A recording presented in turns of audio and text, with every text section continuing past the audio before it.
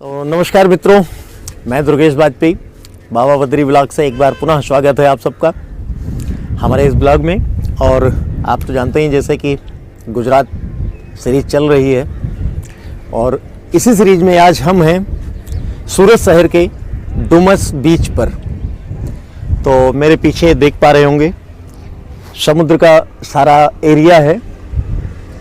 थोड़ा सा यहाँ आने के बाद में एक छोटी सी निराशा लगी है हाथ में, क्योंकि यहाँ तक पानी नहीं है और ये पानी यहाँ होता है लेकिन ये शाम को होगा।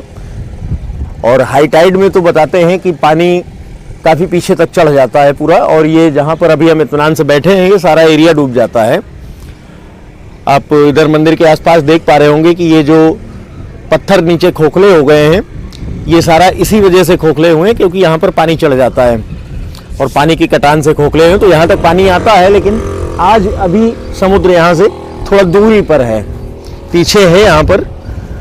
और जैसा लोकल्स ने बताया है हमें कि पानी अभी शाम तक यहाँ तक आ जाएगा, लेकिन आज मेरी वापसी भी है यहाँ से, तो शाम का दृश्य तो हम नहीं देख पाएंगे। फिर भी जो है सामने उसे हमने सोचा कि हम आपको दिखाएं। और आज ये सब देखने के लिए मैं और मेरे साथ यही हमारे एक मित्र हैं भाई उत्तम त्रिवेदी जी, जो कि मेरे गांव क्षेत्र से भी हैं और मेरे छोटे भाई भी हैं, वो हैं साथ में हमारे।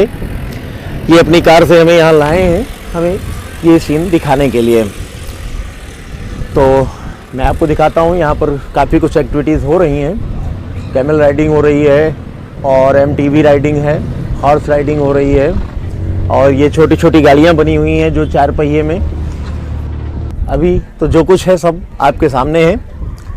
और शाम के समय का दृश्य तो यहाँ बहुत ही खूबसूरत होता है, क्योंकि यहाँ आप एक चीज़ देख पा रहे होंगे कि अमूमन समुद्र थोड़ी दूर चलने के बाद एकदम से गहरा हो जाता है, लेकिन यहाँ का जो एरिया है ये काफ़ी समतल एरिया है और समुद्र की जो गहराई है वो दूर है। तो इसलिए वो पानी वहाँ पर अभी ठहरा हुआ है, लेकिन जब शाम को हाई टाइड या जो शाम को पानी बढ़ता है चंद्रमा के निकलने के साथ साथ, तो उस समय वो पूरा पानी जलस्तर यहाँ तक बढ़ जाता है, ये पत्थर डूब जाते हैं और यहाँ तक पानी हो जाता है। शाम और को यहाँ पर पानी के जहाज भी देखने को मिलेंगे। अच्छा, बहुत सारे जहाज आते हैं, यहाँ तक आते हैं। हाँ, गहराई पर आते हैं। वहाँ से फिर उनका जो माल है हाँ, वो छोटे जहाज़ों में यहाँ तक भर के समुद्र के किनारे यहाँ तक लाया जाता है, फिर यहाँ से दूसरी गाड़ियों में जाता है। क्योंकि बड़े जहाज यहाँ तक आ नहीं पाते हैं। हाँ। इसलिए यहाँ से 2-3 किलोमीटर अंदर उनका स्टाफ है बड़े जहाज का, हाँ। वो वहीं तक आते हैं। वहाँ से हाँ। फिर माल दूसरे छोटे जहाज़ों पे लोड होके वो आता है। ये साइड में देख सकते हैं हाँ। जो यहाँ का मुख्य दूसरा पॉइंट है उमराट। हाँ। अगर हम उमराट जाना चाहें तो हमें सूरत से करीब 100 किलोमीटर घूम के जाना पड़ेगा। अच्छा, किंतु यहाँ से हम सीधा देख सकते हैं कि हाँ वहाँ पे दिख रहा है। अच्छा, ये सीधी दूरी है। सीधी। और बाकी अगर हम रोडवे से जाते हैं हाँ, तो हमें तो काफी हमें एरिया 100 घूम के 100 किलोमीटर घूम के उस जगह जाना पड़ता है, और यहाँ से मात्र कुछ किलोमीटर की ही दूरी है। वो दिखाई पड़ता है, कितना होगा एग्जैक्ट हम नहीं बता हाँ। सकते हैं, लेकिन हम देख सकते हैं सीधा। अगर हम अपने पीछे इधर देखते हैं हाँ। तो यहाँ पर हमें हजीरा गांव दिखेगा। अच्छा, हजीरा गांव जिसमें रिलायंस इंडस्ट्री पूरी इसी समुद्र के किनारे है, ONGC है, लर्सन एंड टुब्रो है। अच्छा, ये सब सारे इसी तट के ऊपर ये सारी इंडस्ट्री, हमारे सूरत की जो छोटी इंडस्ट्री है वो एक तरफ, वो अंदर है। ये 4-5 जो इंडस्ट्री हैं जो इंटरनेशनल है। हजीरा है, हजीरा में है लर्सन एंड टुब्रो है। अभी गैस का एक नया प्लांट आया है, उसका नाम मुझे नहीं पता है।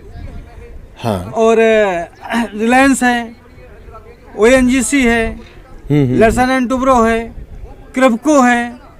मतलब जो काफी मल्टीनेशनल कंपनियां हैं बड़ी बड़ी, वो सब यहीं थोड़ी दूर पर आगे बेस्ड हैं। ये करीब आपको यहाँ से करीब 50 किलोमीटर जी का एरिया है, उसी के बीच में सबके सारे के गेट एक ही रोड पे मिल जाएंगे आपको। अच्छा, बेसिकली वो बड़ा इंडस्ट्रियल एरिया जिसको कहेंगे कि मतलब बड़े उपक्रम वाला बड़ा एरिया, जो जिनमें बड़ी इकाइयां यूनिट्स लगे हुए हैं, वो सब इसी जगह समुद्र के किनारे ही हैं। और सारी यूनिट में, हालांकि जैसा कि आप जानते भी होंगे कि सूरत शहर पूरी तरह से एक औद्योगिक नगर है, पूरे सूरत में हर 2 कदम बाद कोई न कोई फैक्ट्री है, कोई न कोई ऐसी मैकेनिकल यूनिट है। बेसिकली ये शहर हीरे के काम के लिए, हीरे के तराशने के काम के लिए और साड़ियों के मैन्युफैक्चर के लिए, कपड़े के काम के लिए जाना जाता है। लेकिन उसके साथ साथ यहाँ पर और भी अब कई बड़े उपक्रम आ गए हैं, जैसा कि भाई ने बताया कि वो सारी चीज़ें भी यहीं सूरत में ही बेस्ड हैं। और ये एक ऐसा शहर है कि मेरे ख्याल से हिंदुस्तान का लगभग हर कोने का आदमी, हर प्रदेश का आदमी इस शहर में है, जॉब कर रहा है या बिजनेस कर रहा है। काफ़ी मजबूत बिजनेस हब वाला ये शहर है। हर तरह का बिजनेस जो भी है वो हाई रेशियो में है कि जो भी बिजनेस है यहाँ का वो काफी अच्छा चल रहा है। छोटा भारत कह सकते हैं इसको, एक अलग से छोटा भारत कह सकते हैं। कोई ऐसा स्टेट नहीं है जिसका यहाँ पे कोई न कोई आदमी ना मिले। जी जी। इसके बाद अभी आपने देखा होगा हमारे प्रधानमंत्री जी आए थे यहाँ पर। प्रधानमंत्री जी आए थे, वो क्यों आए थे? यहाँ पर जो अभी प्रधानमंत्री जी योजना है कि देसी वाली, जो कुछ वो अपने देश में ही निर्मित हो। तो टैंक देखा होगा, टैंक के ऊपर एक फोटो आई थी प्रधानमंत्री जी की, वो उद्घाटन करने आए थे। वो लार्सन एंड टुब्रो ने भारत का पहला टैंक बनाया और ये यहीं पे है पास में, जहाँ पर प्रधानमंत्री जी ने उसका उद्घाटन किया था।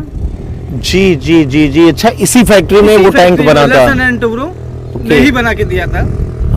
और वो अभी सेना के लिए बहुत सारी चीजें बना रहे हैं। कुछ चीजें हैं, ये जो LNT की इकाई है बेसिकली वो सैन्य इक्विपमेंट बनाने का और वेपन्स बनाने का काम कर रही है। अब कर रही है। पहले वो बड़े इक्विपमेंट बनाती थी फैक्ट्रियों के, बहुत बड़े बड़े जो। लेकिन अब ये क्या है, सैन्य इक्विपमेंट वो बना रही है। तो मित्रों, यहीं बीच के किनारे पर एक शिव मंदिर भी बना हुआ है जिसे आप देख पा रहे होंगे। और ये बड़े बड़े बोल्डर्स भी आपको दिखाई दे रहे होंगे, जिसे गुजरात सरकार ने हाई टाइड के पानी को रोकने के लिए एक कॉरिडोर बनाया हुआ है।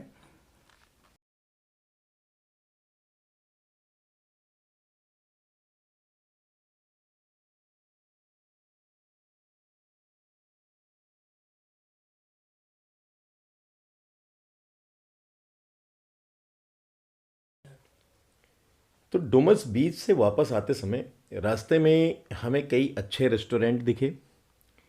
हम भी अपने मित्र उत्तम त्रिवेदी और डॉक्टर अशोक त्रिवेदी के अनुरोध पर एक रेस्टोरेंट में कुछ लोकल डिश खाने पहुँचे। हम आपको बता दें कि गुजराती व्यंजनों में इतनी लज्जत होती है कि सिर्फ आपका पेट ही नहीं भरता बल्कि आपकी आत्मा तृप्त हो जाती है। हमने नाश्ता किया और नाश्ते के बाद हमें एयरपोर्ट रोड पर एक बहुत ही खूबसूरत सेल्फी पॉइंट दिखा। तो हमने भी सोचा कि मित्रों के साथ इस लम्हे को संजोया जाए और हम भी जाकर फ़ोटो शूट करवाने पहुंच गए। काफ़ी सेल्फी और फ़ोटो शूट कराने के बाद वापस घर के लिए निकले। मैं आपको बता दूं कि मैंने 30 वर्ष पहले का भी सूरत देखा था और आज का भी देख रहा हूं। तुलना करने पर स्वयं की आंखों पर भरोसा नहीं हो रहा था। ये वही सूरत है। बचपन में मैंने टीवी पर एक साक्षरता मिशन का विज्ञापन देखा था, वो अचानक ही याद आ जाता है। आपको भी शायद याद होगा कि विश्वास नहीं होता, ये वही राजू है। तो मित्रों, आज 2 दिन से ज़्यादा हो गए हैं हमें सूरत में और फाइनली अब वो समय आ गया है कि अपने छोटे भाई से, मित्र से विदा लिया जाए और निकलते हैं अगले गंतव्य के लिए। एक दूसरे को छोड़ते हुए अच्छा तो नहीं लग रहा है, लेकिन मजबूरी है। अगर आगे नहीं निकलेंगे नहीं तो आगे कैसे बढ़ेंगे। तो विदा लेते हैं हम अपने मित्र भाई उत्तम त्रिवेदी जी से। उनकी धर्मपत्नी सुधा जी, बहुत अच्छा ध्यान रखा, बड़ी अच्छी खातिरदारी की हमारी। हमारे राहुल भाई, बच्चे हमारे सब स्कूल जा चुके हैं। तो सबसे अलविदा लेके आज निकलते हैं और नमस्कार। यहाँ की वीडियो अगर आपको अच्छी लगी हो तो please like, comment and subscribe. Please press bell icon. Thank you very much.